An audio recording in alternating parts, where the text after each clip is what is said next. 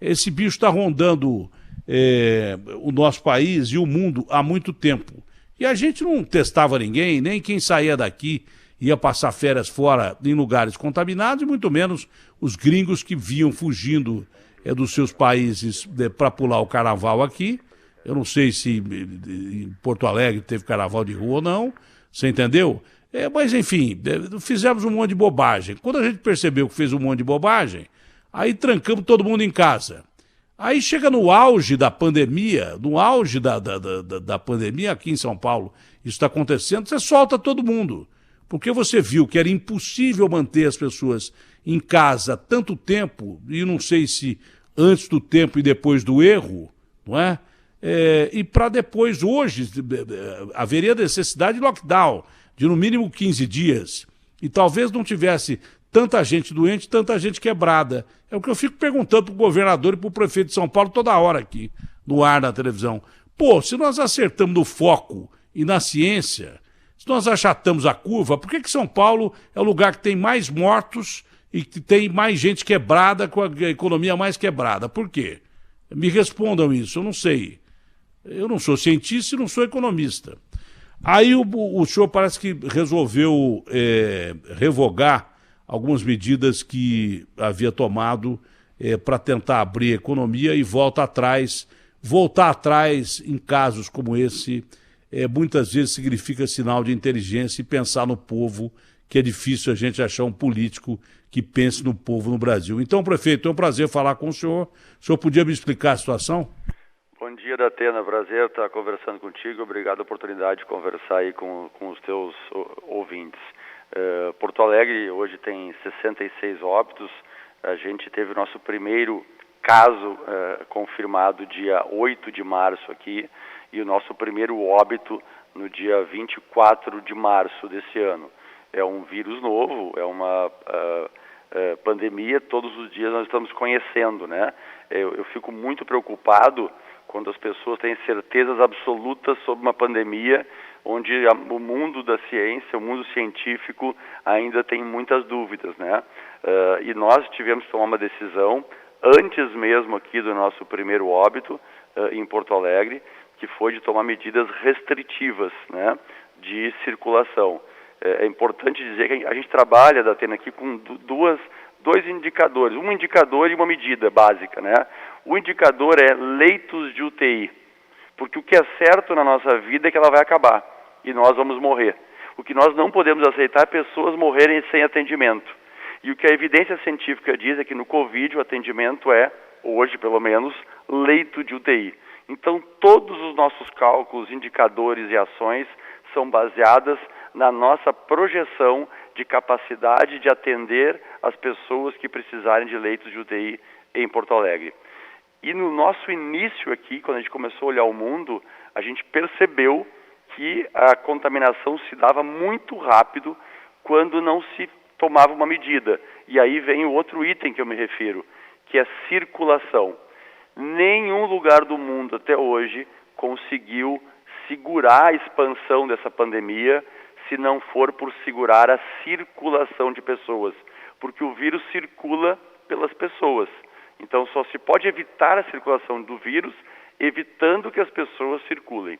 Então a gente tomou medidas e como no mundo inteiro também a medida mais eficiente do ponto de vista populacional para evitar a circulação de pessoas é, infelizmente, restringindo atividades econômicas, que é o que mais faz as pessoas saírem de casa e circularem. Nós tomamos essas medidas lá em março e logo em seguida o vírus chegou aqui e nós começamos a ter demandas por leitos de UTI. Nossas medidas iniciaram 16 de março e a nossa demanda, que duplicava a cada 5 dias, duplicar a cada 5 dias demanda de leito, para nós aqui significava em 1 mês e meio ou menos nós não termos mais leitos de UTI para Covid. E as nossas medidas demoraram em torno de 20 a 20 dias para terem o efeito de, vamos dizer assim, estabilizar, né, de fazer aquele platôzinho, de achatar a tal da curva, né? Então, no dia 10 de abril, nós tivemos o nosso pico, vamos dizer assim, naquele momento de demanda por leitos, né? E nós mantivemos essa demanda que variava 5 a 10% a mais ou a menos, né? Mantivemos por 2 meses, Datena. E por isso, nesses 2 meses, nós começamos a diminuir quase que todas as restrições. A cada 15 dias, nós diminuímos restrições. Por que 15 dias? Porque desde que a pessoa é contaminada, que ela tem o contato com o vírus, o organismo demora 15 dias, 12 dias, 18 dias para apresentar os seus sintomas. Então, todas as medidas que qualquer gestor público toma para tentar amenizar a circulação do vírus, ela só tem reflexo no ser humano, na capacidade, na velocidade de circulação, 12, 15, 18 dias depois. Então, neste período, a gente foi restringindo. No entanto, depois do nosso último decreto, que diminuía muitas restrições, Atena, a partir do início deste mês, nós tivemos uma demanda de leitos de UTI crescente. E o que nos assusta, Datena, nessa questão de uma pandemia do coronavírus, não é o número em si de leitos, mas é a velocidade, porque ela é uma velocidade que cresce se duplicando, ou seja, ela cresce exponencialmente. E não se segura isso com outras medidas que não medidas restritivas de circulação. E aí aqui, eu não sei se aí também tem alguns argumentos, mas por que não preparou a estrutura de estrutura de saúde? Bom, a gente preparou, não tem dúvida que a gente teve uma grande expansão proporcional da nossa estrutura de saúde. Mas, Datena, nenhum lugar do mundo conseguiu expandir a sua estrutura de saúde, ou melhor, não há estrutura de saúde que salve vidas de uma pandemia sem controle de contaminação. Todos os países utilizaram as 2 linhas de atuação: expansão da estrutura de saúde e evitar a circulação e a expansão da contaminação. Prefeito, são coisas que eu não entendo, não é? A gente teve a oportunidade de saber o que aconteceu primeiro em outros países. Foi um caos que aconteceu na Itália, que aconteceu na França, que aconteceu em todo lugar. A gente teve a oportunidade de aprender com esses caras. O senhor disse é o fato mais lógico. Esse vírus, ele não anda sozinho, ele não circula por aí sozinho. Olha, eu vou sair e dar uma voltinha. Não, ele circula através do organismo humano. E é de humano que transmite para humano. A gente aprendeu que se você controlar fronteiras, se você restringir algumas medidas, se você determinar que as pessoas circulem menos e tal, você vai ter a oportunidade de conter a pandemia e pelo menos diminuir o resultado final dela. Aqui nós decretamos uma quarentena num momento que eu acho que já tinha muita gente contaminada. Acho não, tenho certeza absoluta.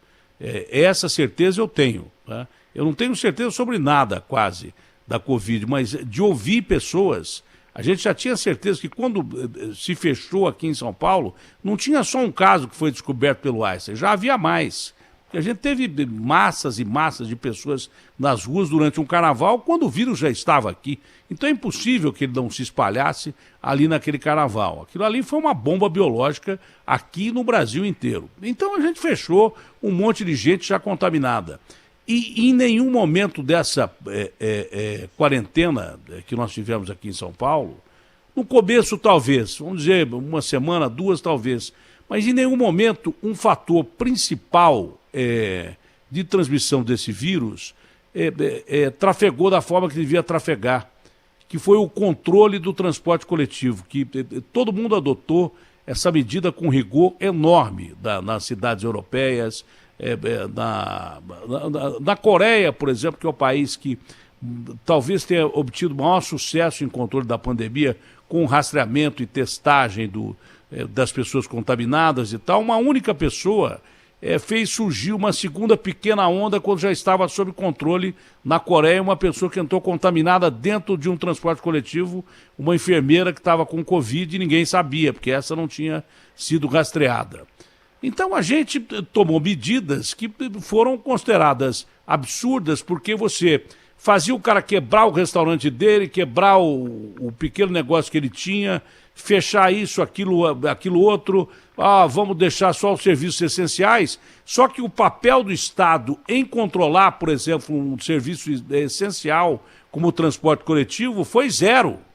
Nós enchemos ônibus, trens e metrô todo dia. E o que eu não entendo, o senhor tá aumentando as restrições aí, né? Pelo que eu entendi, o senhor está aumentando as restrições. O que eu não entendo aqui é que quando a gente tem gente morrendo mais ainda, batendo recorde de mortos, a gente abre tudo. É isso que eu não entendo. Eu não entendi. Eu sempre fui favorável a um equilíbrio. Nem sei se isso era capaz. Mas foi, olha, se vocês não controlarem a doença e não controlarem a economia, vocês vão quebrar o país e vão matar gente pra caramba. Eu falei isso no começo, eu avisei no meu programa, porque eu leio muito de madrugada, que tinha surgido um bicho novo que saiu da China, tem tudo aqui. Se quiser, eu repito, para quem quiser ouvir. Ô, Garrafa, faz uma edição menor disso para outro dia ou para amanhã. Eu fui avisando. Quando ninguém falava em pandemia, eu fui avisando. Falei, olha, esse carnaval de rua é um perigo, porque tem um bicho bravo.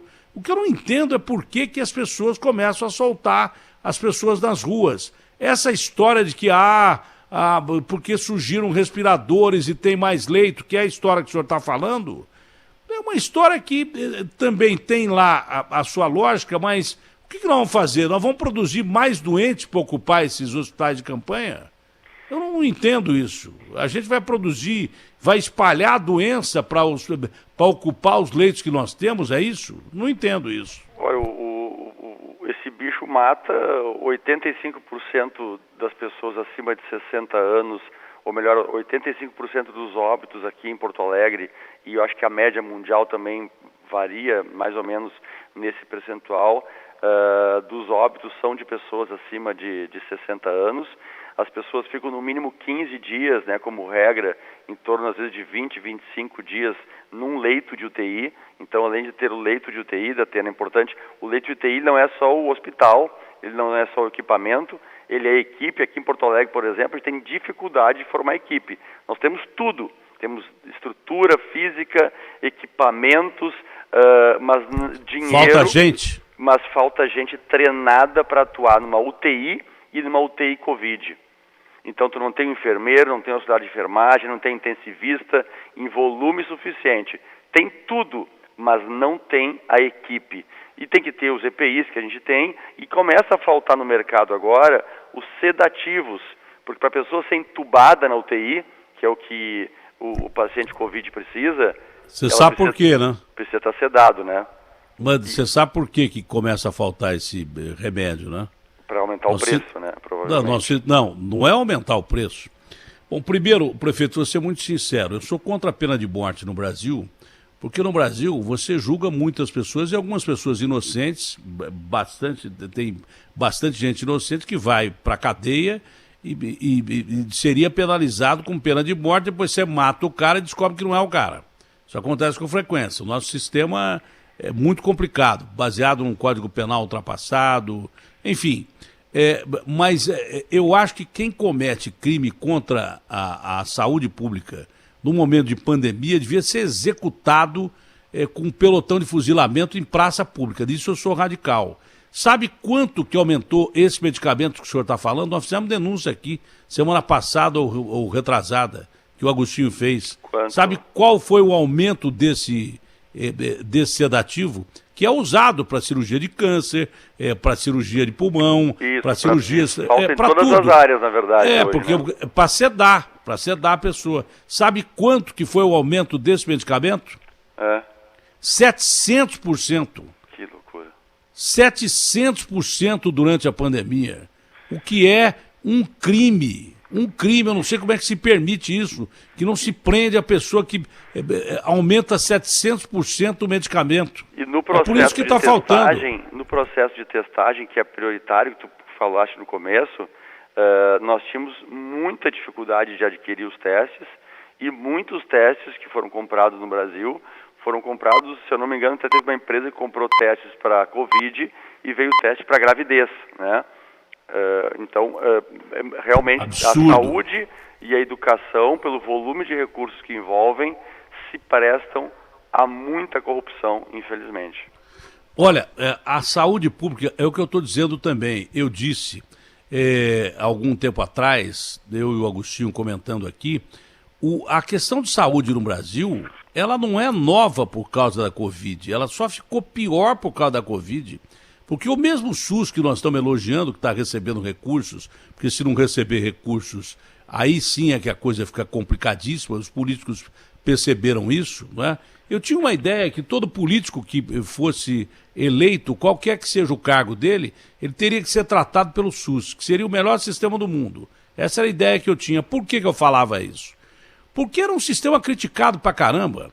O que morria de gente em fila de hospital, o que morria de gente em macas colocadas em corredores de hospital, o Brasil só está mostrando a sua cara, né? Como dizia o Cazuza, o Brasil ficou pior depois da pandemia porque nós tivemos um bicho que a gente não tinha, né? Então, o que você já tinha de problemas no SUS, você multiplicou pela, sei lá, milionésima potência. Mas eu acho que a gente tem que tirar as oportunidades daí, Atena. A teleconsulta, eu tenho certeza que, eu não sei se tu tem filhos, mas quando teu filho tem algum problema de noite, tu pega o telefone, as pessoas de classe A, B, e ligam para o seu médico. Durante 10 anos, o teleatendimento foi barrado pelas corporações. 10 anos. Porque não podia porque não ganham, né? Hã? Porque não ganham. Aquela história de, história de criar dificuldade para vender facilidade. Regulamentaram isso da Atena. Hoje no Brasil tem um 0800 136, o cidadão mais pobre pode ser atendido e ter uma orientação médica. Então nós temos que aproveitar essa pandemia, por mais triste que ela seja, para a gente quebrar estruturas públicas corporativas e realmente entregar, porque se a gente for calcular, que é o que interessa, quanto custa a entrega da saúde, é por isso que tem que ser premiado o hospital, é por isso que tem que ser premiado as estruturas. Eu vou te dar um exemplo, tá? A gente tem uma estrutura estatal aqui em Porto Alegre, que o custo do leito por mês, do leito de UTI, é 103 mil, estatal. Agora, se eu for na Santa Casa, que é privada, e que eu compro leito, eu pago 27 mil pelo mesmo leito na Santa Casa, onde pessoas da área privada também vão lá de tão bom que é o atendimento. Então, o que importa não é o recurso, o volume de recursos. O que importa é o resultado que o dinheiro público dá. Quando a gente conseguir mudar esse conceito na saúde, com certeza a corrupção vai diminuir muito. Olha, lá no Rio de Janeiro, botaram um cara no lugar do secretário da Saúde que, segundo consta, estava roubando ou permitia que roubassem. Gente da pasta dele foi presa. Como era amigo do Witzel, o Witzel botou ele caindo para cima. Botou num grupo de notáveis para que fiscalizasse o outro cara que ia entrar e os outros setores do governo. Era amigo do Witzel, que foi eleito com a bandeira de moralidade. Moral da história, botaram outro cara no lugar. O que o cara fez essa semana, prefeito? O que o senhor acha que o cara fez? Pediu demissão. Pediu demissão, falou, não dá, não vou ficar aqui. Ah, por que eu não vou ficar aqui? Deve ter recebido pressão para manter contratos, parece que foi essa a informação. Deve ter recebido ameaças. Quer dizer, no Brasil, a pessoa séria e honesta tem uma dificuldade em trabalhar pra caramba. Eu pensei que durante a pandemia, com tanta gente morrendo, os corações amolecessem. Pelo contrário, tem muita gente que está fazendo da pandemia um negócio agora. Uma oportunidade. É claro. E esses caras deviam ser executados em praça pública, com pelotão de fuzilamento, porque roubar é uma coisa. Agora, roubar durante uma pandemia que envolve vidas e vidas e vidas, em todos os sentidos, que você mata as pessoas, não atendendo bem, mata as pessoas, quebrando a cadeia de empregos depois da pior crise econômica que nós passamos. Então, as punições deviam ser severas contra quem está atentando contra a saúde pública nesse momento, mas punições severas mesmo, leis de exceção, para botar esses caras na cadeia e não soltar nunca mais. E é importante dizer, Atena, que órgãos de fiscalização fiscalização muito bem pagos, tem, né? Nós temos muitos tribunais de contas, Ministério Público, a gente tem uma estrutura muito bem remunerada, preparada. Que eu espero que saia melhor também, porque aí que está o detalhe. O Tribunal de Contas funciona assim, normalmente. Finge aí que presta aí a sua declaração e eu finjo que aceito aqui, está tudo certo. O que há de denúncias contra TCUs aí no Brasil inteiro não está no gibi. Então eu espero que isso aí também seja corrigido depois dessa pandemia. O senhor tem razão, tem que ter um fio de esperança, não é só escuridão. Não é? A humanidade sempre funcionou desse jeito. Depois de grandes pestes e guerras, ela sai um pouco melhor do outro lado. Eu espero que ela seja depurada com isso em vários setores. A questão de saúde pública, o Brasil, no fim das contas, saiu pelo menos com um sistema de saúde pública que pôde ser reforçado. Que se a gente fizesse isso lá atrás, a gente não teria tido tanta morte como teve lá atrás, antes da pandemia. Agora, todo mundo foi pego de surpresa. Da França, Itália, que você pensava que fosse potências de saúde, estavam expostas a uma pandemia. E lá na França não é diferente. Esse Didier Raoult, quem descobriu a hidroxicloroquina com a cloroquina, e emendou uma com a outra, e azitromicina, esse cara é um cientista sério.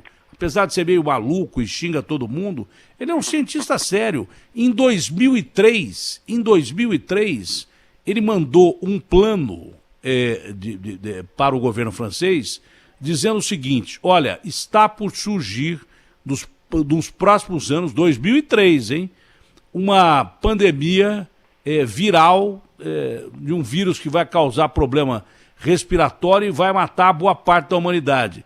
Sabe o que fizeram com o projeto dele, de contenção dessa pandemia lá na França? O que fazem aqui todo dia: arquivaram, jogaram fora, jogaram no lixo, entendeu? Quer dizer, que é por isso que o cara é revoltado também. Então, o Brasil tem que melhorar muito. Mas o senhor percebeu que os casos começaram a aumentar, o senhor restringiu mais as atividades em Porto Alegre, mesmo porque tem muita gente que fala como cientista que esse bicho não depende do calor ou do frio. Normalmente, vírus, em inverno, ele fica pior. E agora nós começamos o inverno. Para os estados do sul, teoricamente, seria muito ruim que esses casos começassem a aumentar com gente circulando pra caramba durante o inverno. Teoricamente, que ninguém sabe mais nada. Mas normalmente seria isso. O senhor ampliou as restrições aí em Porto Alegre? A gente ampliou as restrições e a gente tem a expectativa aqui da Atena que uma super campanha de vacinação contra as síndromes gripais que foram feitas aqui, que a gente já atingiu aí mais de um terço, acho que quase 45% da população. A gente espera que isso diminua a demanda por síndromes respiratórias na atenção básica e nos hospitais também. E assim como o coronavírus... O senhor está com tosse, prefeito? Pois mas não eu engasguei aqui. Ah, bom.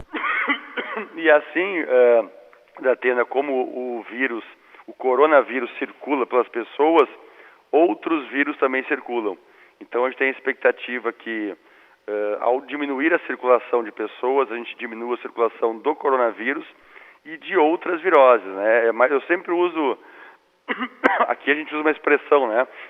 Para as crianças que vão na creche. Deixa eu lhe ajudar, pode limpar a garganta aí, porque de vez em quando eu engasgo também. E as pessoas perguntam, hoje em dia se você tosse dentro do ônibus, o cara te joga para fora do ônibus. Mas muita autoridade que está na linha de frente é que você vê, o prefeito de São Paulo está com Covid, o secretário de Segurança Pública está com Covid. Pois aliás, toda a nossa solidariedade aí ao Bruno, que ele se recupere aí. É um guerreiro aí. Que é a nossa esperança. Esse é um cara que luta mesmo com a doença de cara. E esse cara me ajudou muito. Quando eu tive que operar do coração, eu fiquei na frente do quarto dele. Fomos vizinho de porta. E ele me deu uma força. Eu admiro o Bruno pra caramba como um exemplo de coragem para combater qualquer tipo de doença. Um exemplo de superação importante para a sociedade nesse momento, né, Arazena? Mas acho que fez um monte de bobagem aqui com o transporte coletivo e tudo mais. Uma coisa é uma coisa, outra coisa é outra coisa. Mas então eu não estou ficando louco, né? É que não o único tá jeito... louco, tem uma demanda mesmo no inverno, mas olha só... Eu sempre dou um exemplo da Atena, tento dar um exemplo que é... Não, eu falei da circulação de pessoas, que aqui, quando começou a morrer gente pra caramba, os caras abriram tudo de uma vez. É isso que eu não queria entender. A gente usa, assim, o exemplo aqui da criança que vai na creche. É impossível criança ir na creche, crianças de 3, 4, 5 anos, e vamos usar uma expressão que a gente usa aqui, não voltar ranhenta, né? Porque ela pega todos os vírus que os outros colegas têm. Então, é o contato físico, o contato de superfícies. A gente tira a criança da escola e ela, uma semana, ela está bem, porque não pegou mais viroses, né? Não pegou mais vírus. É esse o exemplo que eu dou para os pais e mães, para todo mundo tentar entender, né, como é que funciona o coronavírus também. Evitar o contato, seja ele no ônibus, seja ele na escola, né? Nós aqui tivemos medidas iniciais que foi na escola, foi no ônibus, a gente regrou o horário no cartão aqui para andar de ônibus dos mais idosos, não podem andar no horário de pico. A gente retirou o direito dos alunos de andarem no ônibus, eles não estão na escola, então eles não precisam de transporte, então o transporte escolar não está funcionando, né? A gente tomou algumas medidas assim, mas mesmo assim o transporte público no mundo é um grande desafio gigantesco, né? As pessoas não têm uma noção da Atena aqui. Ninguém aqui ousa cobrar do usuário a educação pública, né? Porque sabe que ele precisa. Ninguém pensa em cobrar do usuário do SUS a atenção médica. Mas a gente não consegue entender no nosso inconsciente que o usuário do transporte coletivo, como regra, ele também é a pessoa mais pobre que não tem como pagar, né, o transporte coletivo. Porque ele mora na periferia, ele é o trabalhador mais humilde. Então esse é um desafio no mundo inteiro, da gente fazer essa mudança, e se não tiver uma visão estratégica do governo federal, fica muito difícil de cada município fazer essa mudança, esse planejamento. Alguém tem que pagar da Atena para o usuário do transporte, aquele que precisa do transporte coletivo. Ou vai tirar do Tesouro, como São Paulo tira, para ter um transporte de melhor qualidade, ou tem que pegar subsídios transversais, como dos aplicativos, ou da gasolina, ou de alguma tarifa de quem usa ônibus. Vou dar um exemplo, né? Ele é proporcional, né, da Atena. Claro que se comparar com São Paulo, a gente fica muito pequeno, mas aqui a gente tem 1.500 ônibus andando em Porto Alegre e 800 mil veículos andando em Porto Alegre. O custo do veículo, a poluição do veículo, os acidentes que os veículos causam, a necessidade de investimento em vias para os veículos circularem, né? O trânsito que causam, ele, do ponto de vista coletivo, ele é muito mais negativo do que o ônibus. Então, do nosso ponto de vista, que não é um ponto de vista socialista, né, a gente tem que fazer uma distribuição melhor e o usuário do carro, de alguma forma, pagar um pouquinho para ajudar muito no transporte coletivo, que iria nessas horas, inclusive, aí, de epidemias, de pandemias, ajudar. Não, o ideal do melhor dos mundos é o usuário do carro passar para o transporte coletivo e só usar o carro para extrema necessidade, né? Se você tivesse também uma condição de oferecer ao sujeito um bom transporte coletivo, ele iria trabalhar de transporte coletivo nos Estados Unidos. Muito no metrô, né? Não, mas o metrô aqui liga nada a lugar nenhum. O metrô aqui começou a ser construído na mesma época que o metrô do México. Lá os caras. E o México não é grande coisa em termos de economia, porque não está entre as principais economias do mundo. Lá o negócio andou, tem mais de 300 quilômetros, aqui não passa de 100. Então não liga nada a lugar nenhum o metrô aqui de São Paulo, é muito pequeno, tinha que ser muito maior. Prefeito, foi um prazer conversar com o senhor, que Deus ajude a todos nós no meio dessa pandemia. Muito obrigado, Atena, uma boa semana para ti e para todos os seus ouvintes aí, grande abraço. Prazerão falar com o senhor.